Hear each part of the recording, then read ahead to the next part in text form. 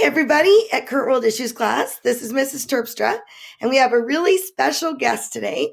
I've told you I'm not really great at science, but I'm lucky I had a brother who was. He's very good at science and math and pretty much everything else. So I invited him to come and talk to you. Unfortunately, we can't have him in the school during COVID times, so he was willing to give up an hour of his free time on a Sunday night to do these notes for you so that you'll understand stem cell research, the current stuff, and IVF and all that stuff.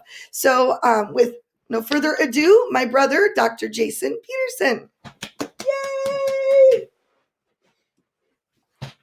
Hi, everybody. Thank you for allowing me to come, and I hope that I can convey some of this information to you. So yeah, I'm a scientist. I'm not a stem cell scientist, but I felt like, you know what, I could at least translate some of this information and make it understandable. And so that's our goal for today. So we're going to consider how stem cells work and also some of the ethics behind them. So have you ever stopped to think about how great the human body is? I mean, really, it's pretty fascinating if you stop to think about it. There are between 10 to 50 trillion cells in the average human being. And do you know how many types of cells are found in our body? For instance, think about this. We've got skin cells. We've got cells in our kidney that are devoted to helping filter and all these different types. There are about 200 to 300 different types in our body. And have you ever stopped to think about where they come from?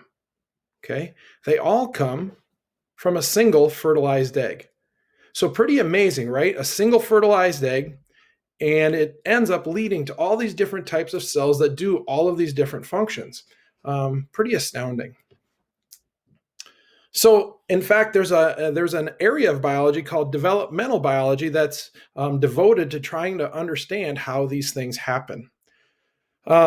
Stem cells are necessary for our human development from that single fertilized egg. And so down here on the cartoon below is a zygote, which is just a fertilized egg.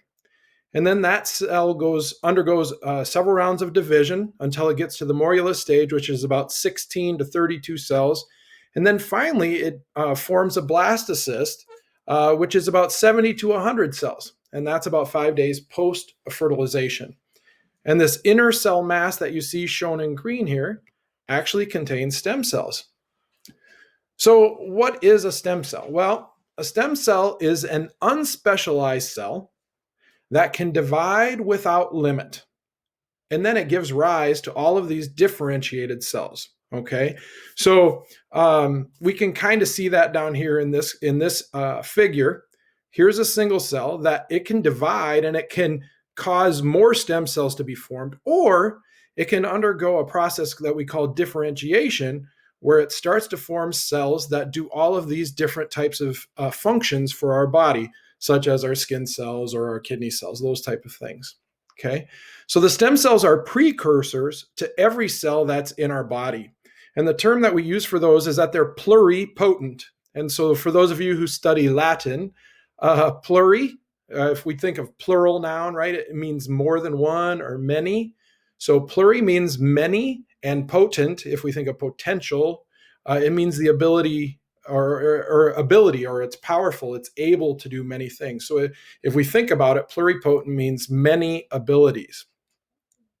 So that's how we define a stem cell, is that it has many abilities. It can differentiate into many different cell types. So I've used the term differentiate. And so let's talk about that. So those are cells that perform a specific function. And in order to do that specific function, they have to change to work that way. So, right, a stem cell is not a skin cell. I mean, it's a precursor to a skin cell. But what happens is that stem cell eventually has to change until it takes on the characteristics of a skin cell. So some people use a one-way train analogy. Okay, so for instance, you've got your stem cell here, and it's going to have some signals, some hormones and the environment that gives it some cues that stem cell needs to change a little bit. And so that's kind of illustrated here with these little marks that are found on the stem cell. And then it gets a couple more signals, other changes from the environment, and then it eventually becomes a differentiated cell. And truthfully, there are probably many stops on the way to becoming a differentiated cell. Now, we talk about this as a one-way train, so it's always going this way. And once a cell is differentiated, under normal circumstances, I'm going to clarify that, under normal circumstances, it does not go backward. It only goes one direction. For those of you who are kind of intrigued, just want a little side note. One of the things about cancer is that it's a differentiated cell that starts to revert and go back towards a stem cell characteristic. But that's just kind of a side note for today. But in nature, under normal circumstances, once a cell is differentiated, it stays that way. Okay, so stem cells are a big deal. And why is that? Well, the idea is that sometimes there are illnesses in our body or diseases where certain cells aren't functioning the way they are supposed to. And so the hope is, right, that we could take a stem cell, if we can drive its differentiation to become a certain cell type. For instance, if our kidneys aren't doing what they're supposed to do, we can take a stem cell and drive it so that it differentiates into a kidney cell and then replace the faulty cells with these new ones that were derived from the stem cell. And we transplant that into the person, right? And hopefully we can restore function by doing that. And that's kind of illustrated here. If you can take these stem cells and then in a dish, in vitro, if we can kind of manipulate those cells with hormones and with signals, we can actually make them differentiate into certain cell types. Now, again, I'm going to say this a little later in the talk too. This is the goal. This is where we want to go. But we're still in the very, very early stages of being able to drive cells to a certain cell type. So this is on the horizon, I would say, but we're not there yet. But as you know, and part of why Mrs. Terpstra is covering this in your class is that there are ethical concerns regarding stem cells. And so here's a political cartoon, actually, I think, that kind of describes that. So here's a person who died waiting for an embryonic stem cell research, hoping they could find a cure. It says to the other one, what about you? And the young one here says, I was the embryo. So kind of drives home that point that there are people waiting for cures, but then the embryo has a voice also. So I kind of talked to you about a type of stem cell, but there are actually some other kinds. Okay, so the one that I kind of described earlier is an embryonic stem cell. These are cells that come from an early stage embryo. Okay, pre-implantation. There are adult stem cells. Now, these are stem cells that are found throughout our body. The only difference between these and the embryonic ones is that these adult stem cells are partially differentiated already. So the embryonic stem cells are pluripotent. They can become many things, right? These adult stem cells have already started on that one-way train analogy. They've gotten some differentiation signaling. So they've gone down that pathway a little bit, but not very far. And so they've got some differentiation that still can happen. You've probably heard of umbilical cord blood stem cells. In fact, this was even, 12 years ago now, when we were having our child, my wife and I got asked, hey, do you want to store some umbilical cord blood for the stem cells? And so the idea is that these are, again, partially differentiated cells that are found in the placenta of a baby. And the theory is that if your child ends up developing a disease of some sort, maybe you can take the stem cells from that umbilical cord, differentiate them into the cells that are necessary, and replace them and transplant them into your child's body, hopefully to save their life, right? There's another type called induced pluripotent stem cells. Now, this is interesting. These are adult cells that have been genetically reprogrammed back to an embryonic stem cell state. So the idea is on that one-way train analogy, right? We talked about how it always goes in the one direction. Well, there are some genetic manipulations that scientists can do that take it and drive it back so that it's more like an embryonic stem cell. So let's talk about these embryonic stem cells. So they're from an early part of embryogenesis, right? But these are more challenging. Okay. Well, first of all, let me say that these cells, right, like we talked about, are pluripotent. These have the potential to become any cell type if given the right signals. Okay. But these are more challenging. And why is that? Whoops, sorry. It's because they're coming from an embryo. And unfortunately, if we take those stem cells from that embryo will not, it loses its ability to actually form a human being. Okay. The other type of stem cell, adult stem cells. Again, these are partially differentiated. So ethically, it's less challenging, right? Because no embryos are used to get them. The drawback, right, is that these cells are not pluripotent. They are multipotent, meaning they've already gone down that one-way train path a little bit. And as a result, they're partially differentiated. So that limits the types of tissues that can be derived from that cell type. However, again, there is some genetic manipulation that maybe scientists can do to reverse them and make them more embryonic-like. And one of the challenges for this type of cell is that it's found in an adult body. And so in order to isolate those stem cells, you have to separate it from the fully differentiated cells in that human. So for instance, if we were looking for skin cells from me, embryonic cells, and we took a chunk of my skin, there's cells that have already differentiated fully into being a skin cell. So you have to separate out those from the embryonic cells. So there's a little bit of a challenge there. And these are just some of the locations where adult stem cells have been found in the blood, liver, bone marrow, actually in our adipose tissue also, which is kind of in our fat cells, right? So anyhow, just to give you an idea, and where I suppose we could find more, and it's just going to take time, and there will be more from other different tissues. Okay, so what are currently the uses that are being used for these adult stem cells? And one is bone marrow transplants.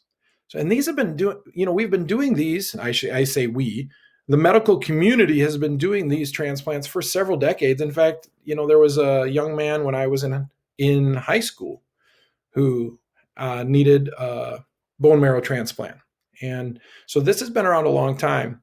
So the idea is you destroy the existing blood cells and the bone marrow, and then you replace those things with a donor bone marrow. And this donor bone marrow contains stem cells which will regenerate and repopulate the blood cells of that patient. And so that's kind of shown down here. This injection into the bone marrow contains stem cells so you can replenish the blood cells of the patient. Here's another use that's being the current therapeutic use of adult stem cells. So the idea is for skin grafts or skin transplants. So scientists can take stem cells from a piece of healthy skin, like I was describing earlier, and then they can actually generate new skin in vitro. So take a look at this. In this case, a petri dish, if they're given the right hormones, they can make those stem cells form a piece of tissue, and then they can graft that tissue onto the patient. You can imagine like after a burn or something like that. Pretty phenomenal technology if you think about it. Okay, here's a third type of stem cell. This is the umbilical cord blood. We talked about that. Again, these cells are partially differentiated. Ethically, not such a challenge, right? Because the umbilical cord isn't needed after the baby is born.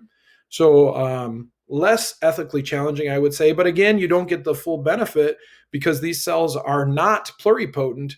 They've already differentiated a little bit, so they're multipotent.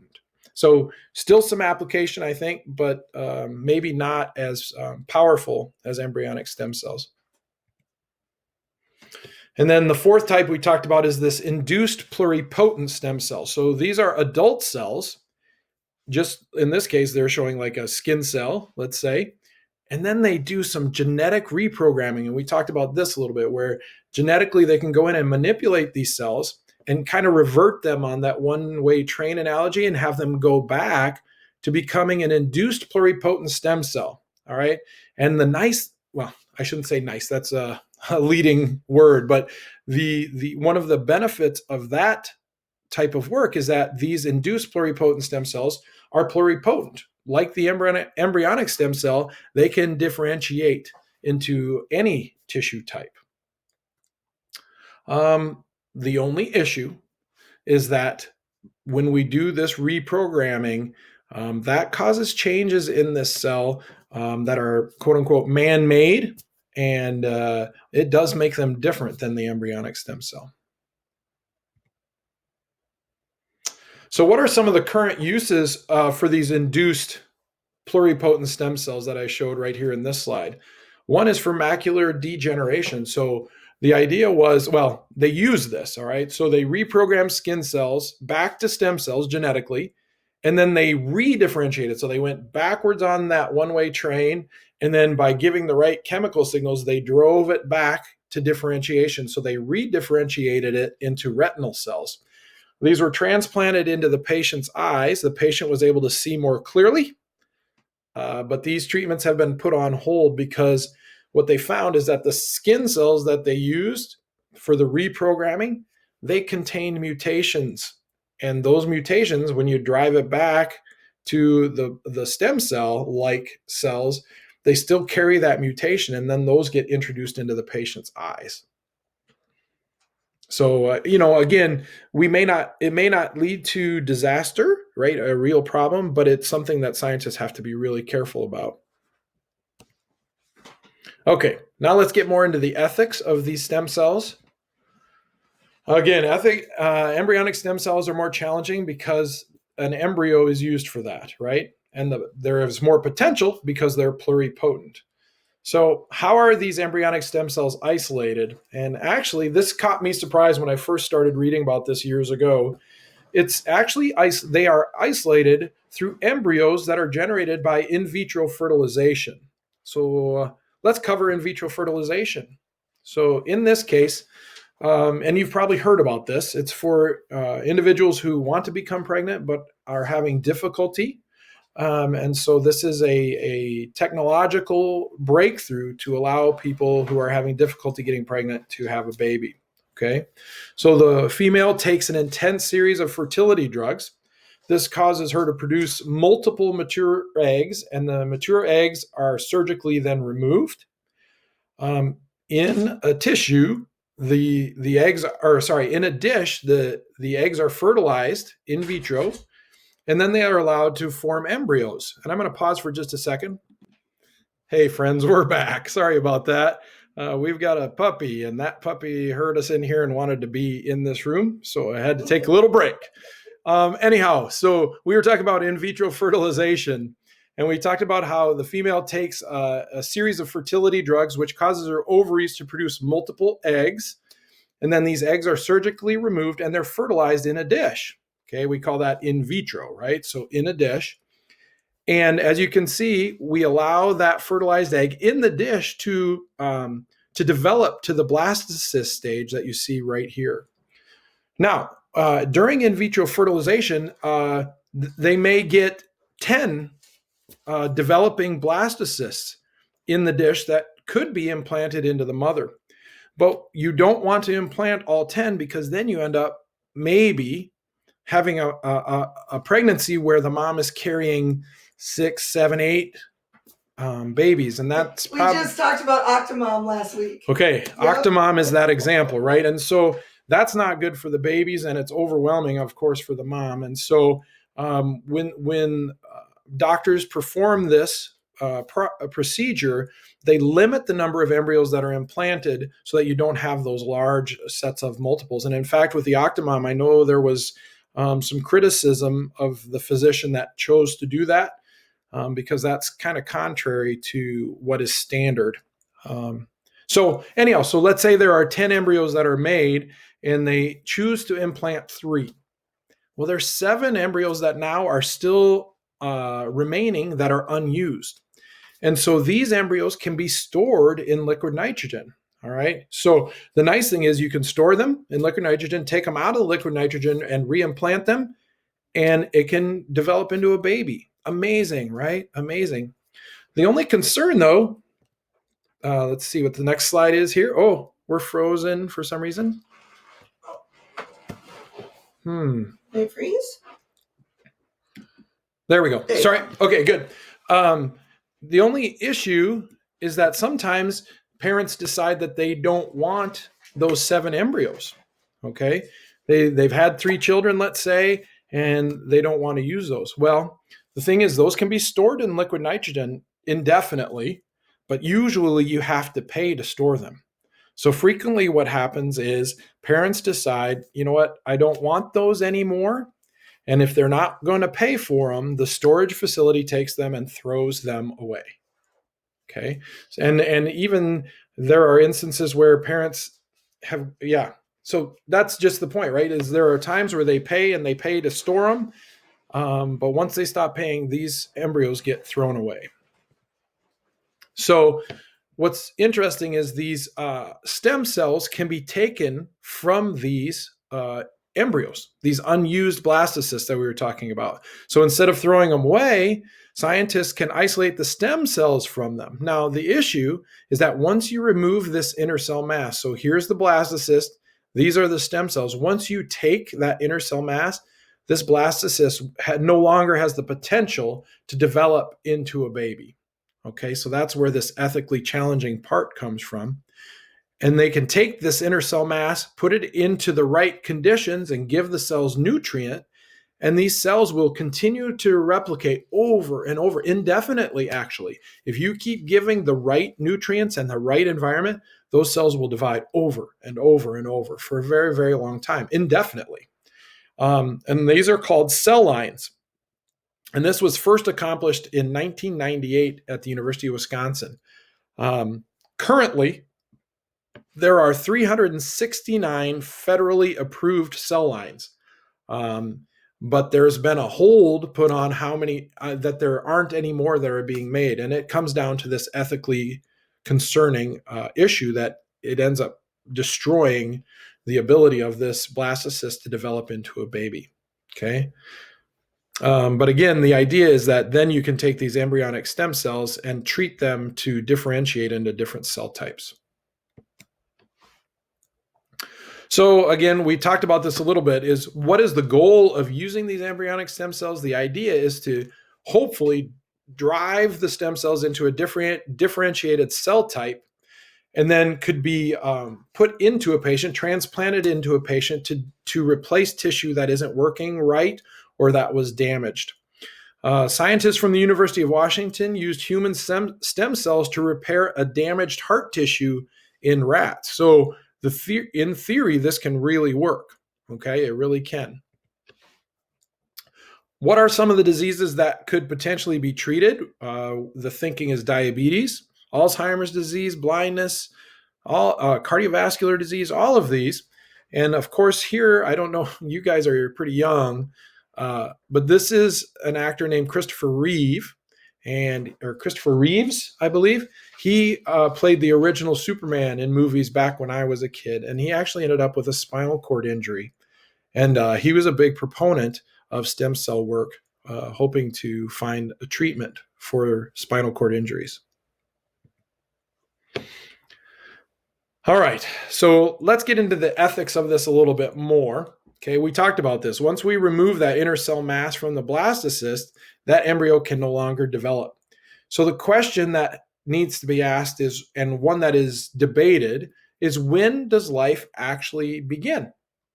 Okay, some people believe life begins as soon, kind of in this picture right here, as soon as that sperm fertilizes the egg, that's the beginning of a life. Some people believe that. And you can kind of understand that, right? Because if that event doesn't happen, there isn't going to be a baby that's formed. But there are other people who say, now, wait a second, I don't think that's really when it happens. I think it's maybe when the baby starts to have brain waves. That probably indicates life. Some people believe, well, when its heart starts beating, that's life. So there are all of these different places where people draw the line and say, this might define what life is, okay? And so that comes into our decision-making about whether we can use embryonic stem cells, right? Some people who believe this say, well, as soon as that happens, this is life. And to kill it, that's killing a baby. Whereas other people are like, well, there's no brain waves here. So are we really causing a problem? And that's an answer that I think you guys need to battle with and think about, because um, I don't I think this issue is going to be around for a while, and it's going to be political. And we, of course, as voters, make a difference in the pathway of our society. So it's an important question to ask, and I want you to wrestle with that and think about it. And another part of this is we believe as a society that healing people is an important part of who we are. I mean, think of all the money that we spend each year on healthcare. So then you start to go, okay, do the potential benefits of developing stem cells and treating a patient and rescuing them from a deadly disease outweigh the risks of stem cell research and of destroying an embryo? Um, and again, these embryos are ones that are going to be thrown away anyhow.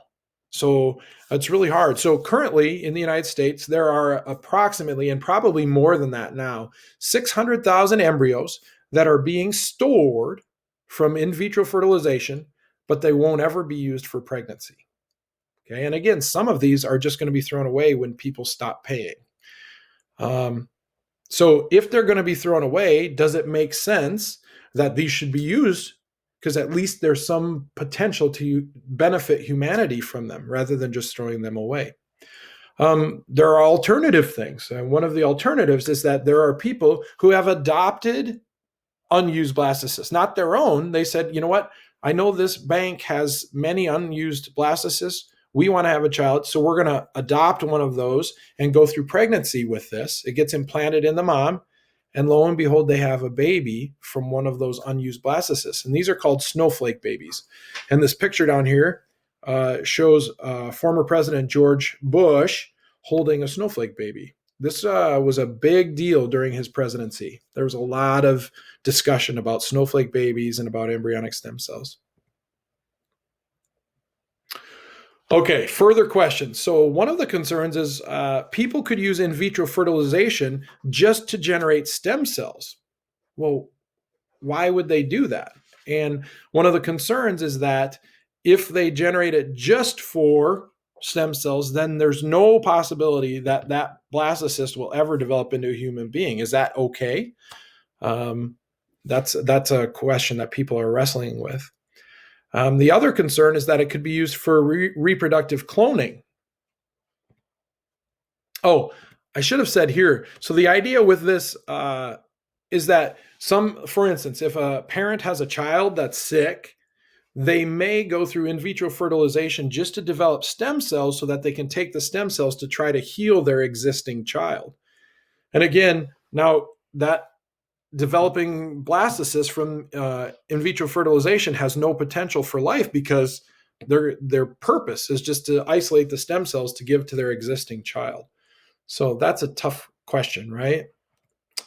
Let's talk about reproductive cloning. So this has not been accomplished in humans. There was a paper published in 2004, but it was retracted where a scientist said he had performed this. So basically what they do is they take a fertilized egg, they remove its nucleus, take it out. So here's an enucleated egg. They take the nucleus of an adult cell, for a skimmed cell, implant it into the enucleated egg, and guess what? It goes through this process where it ends up forming a blastocyst, okay? And these stem cells, right, you could use that to isolate these stem cells. This is kind of like what we were talking about for macular degeneration, right? Kind of like this. You could take these and then take these stem cells and differentiate them to treat an illness. And one of the benefits of this type of treatment is that the person whose skin cell this came from won't reject these cells because it's their own, it's self, right? The immune system won't reject that tissue. So is it right just to produce an embryo so its stem cells can be used to treat somebody else? That's a question that people are wrestling with. And the other thing that sometimes, if there's a patient who has a disease, if they take their cells and then use those cells to develop embryonic stem cells, or sorry, not embryonic stem cells, but stem cells, then would they could just use those stem cells to study the development of the disease. Again, that blastocyst will never have the possibility of forming a human being. The other thing is that this same process where you enucleate the fertilized egg, take an adult nucleus, put it into the egg, and allow it to develop to this stage. Well, in this case, instead of stealing or taking these stem cells, you actually implant the entire blastocyst into a mom's womb and allow it to grow to become a baby. Well, guess what? That is a form of cloning. This is reproductive cloning. So the baby that results from this would be a clone of the person that gave this original cell. And it's really interesting, right? This is not like science fiction where the clones would be exactly the same as the other one. Instead, the better way to think of this as a delayed identical twin. Okay. So again, if you take it from an adult and now you're creating a clone, there's going to be an age difference there. Let's say 20 years, maybe more. Okay. The clone would actually develop different fingerprints than the original, and the environment of that clone would be different. And so there would be environmental differences too. But again, we're not to this point in humans. And the technology for this is not acceptable yet. And so it isn't happening. And then you got to think about, okay, what about the emotional state for that clone? What if they were cloned from a great athlete such as Michael Jordan? Would that child feel undue pressure to become a great athlete themselves? And if they failed, would their life be, deemed a failure? So there's some ethical things you need to consider there. How would you respond if you found out somebody was a clone? Would you treat them the same, different? Kind of an interesting thing to think about. Of course, what the person who donates the nucleus, the adult that does it, why would they donate their nucleus? Is it because they want to have a twin of themselves running around? Well, what's their motivation for that? That seems pretty, I don't know, egocentric. The other possibility might be the adult is sick and they need, some tissue from that child or something. So there's all of these things that you have to consider. So in conclusion, these are not easy questions. It's your responsibility as a citizen of our society, of our world, to kind of deal with these. I think, we're going to continue to see this keep resurfacing. I heard just recently that there are clinics that are popping up that are offering to isolate adult stem cells and then implant them into a patient. For instance, inject them into the patient's knee with the idea that, these stem cells will help your knee. And in fact, a couple of them have been shut down by the FDA because there's no evidence for that yet. And if you think about it, what we know right now, just from what I told you today, right, is if you take an adult stem cell, that stem cell has already gone down the differentiation line a little bit. And if we just take it out of skin cells or fat tissue and inject it into the knee, is it going to have the right signals for it to form cartilage? Probably not. And like I said, I don't think we are at the stage where we can do this yet. There's a lot of pie in the sky, dare I say, snake oil salesmen who are trying to make this work. And so we got to be alert and be aware and be informed as we make decisions about stem cells. So there are two sides to every story, and just be aware of that. I want to thank you for the opportunity to speak. I hope it was clear. And I look forward to hearing from Diane about your class discussion and how it goes. So thanks, everybody.